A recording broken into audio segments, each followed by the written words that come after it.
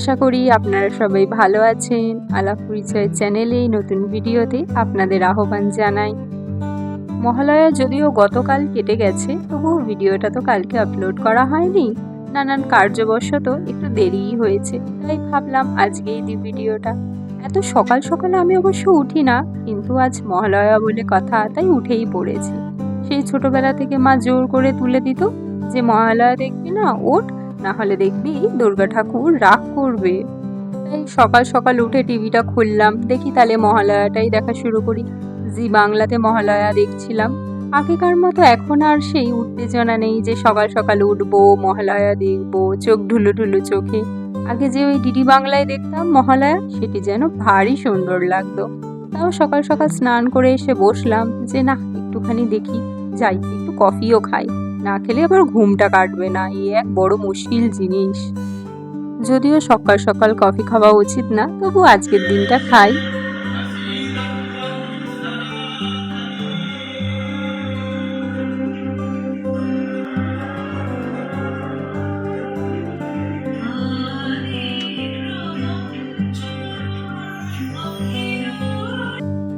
আমরা যখন ছোট ছিলাম তখন মহালয়া দেখার এক আলাদাই আনন্দ ছিল। তখন তো এই সমস্ত টিভি সবার বাড়িতে এত রেওয়াজ ছিল না। তখন এই সমস্ত অ্যান্ড্রয়েড টিভি আর কোথায় বলুন, নর্মাল হয়তো সাদা কালো টিভি বা বড় জোর কারোর বাড়িতে কালারিং টিভি। আমরা দেখতাম সকালে উঠে আমরা যখন বসতাম তখন কত লোকে আসতো শুধুই মহালয়া দেখতে। এই সকালবেলাটায় বাড়ির অনেকেই ঘুমাচ্ছিলেন, আর মা তো খুব ব্যস্তই ছিলেন, কারণ বাবা যেহেতু তর্পণ করবেন। কারণ বাবা যেহেতু প্রত্যেকবারই তর্পণ করতে যান নবদ্বীপের গঙ্গায়, কিন্তু এই বছর নানান কাজের চাপে আর তা যেয়ে উঠতে পারেননি।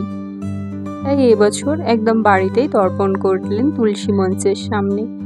পিতৃপুরুষের উদ্দেশ্যে জলদান, এই আর কি। আজকে থেকে তো মাতৃপক্ষের সূচনা।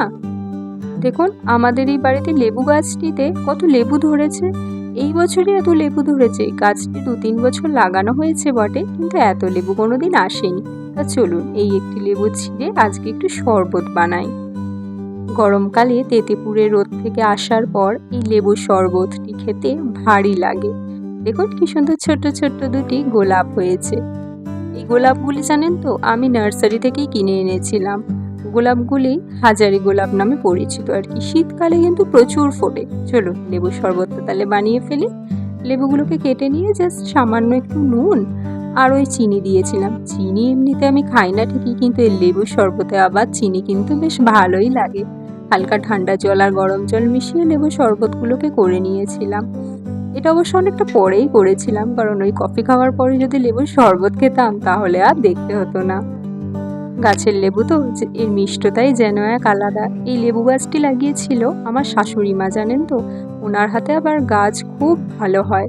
আমার বাড়িতে যদি যখনই কোনো নতুন গাছ আসে আমি বলি, মা এই গাছটা তুমিই লাগাও। দেখুন আজকের আকাশটা ভারী সুন্দর লাগছে না? আজ তো মহালয়া, দুর্গা ঠাকুরও যেন তার জানান দিচ্ছেন। চলো গাছগুলিতে একটু জল দিয়ে দিই। ওই যে ব্লগ করেন মহুয়াদি, উনি বলেছিলেন যে গাছের গোড়ায় নাকি ওই চাল ধোয়া জল দিলে গাছগুলো ভালো হয়। তা আজ থেকেই তো দেওয়া শুরু করলাম, দেখি তার ফল কতদিনে পাই, এই আর কি। এইগুলো সবই আমার ইনডোর প্লান্ট। এই গাছগুলো আমি অবশ্য ফ্লিপকার্টে অর্ডার দিয়ে আনিয়েছিলাম, জানেন তো, কিন্তু গাছগুলোর কোয়ালিটি বেশ ভালোই এসছে। তবে হ্যাঁ, এই যে মানি প্লান্টটা, এইটা কিন্তু আমার বাড়িরই গাছ একটি। আর এই গাছটার নাম জানি না। আমি এক প্রতিবেশীর বাড়ি গেছিলাম, তাদের বাড়িতে দেখছিলাম এই গাছটা কি সুন্দর একদম ঝুড়ো ঝুড়ো ভাবে নেমেছে টব থেকে। তা সে আমাকে ওই গাছের একটি চারা দিয়েছিল, তা আমি লাগিয়েছিলাম। চলুন আজকে করব কুমড়ো দিয়ে একটি তরকারি আর সাথে লুচি। আজ তো মহালয়া, তাই সবার এটাই আবদার সকালে যে আজকে লুচি হোক। তা চলুন আজকে ব্লগটি শেষ করলাম। সকলে ভালো থাকবেন।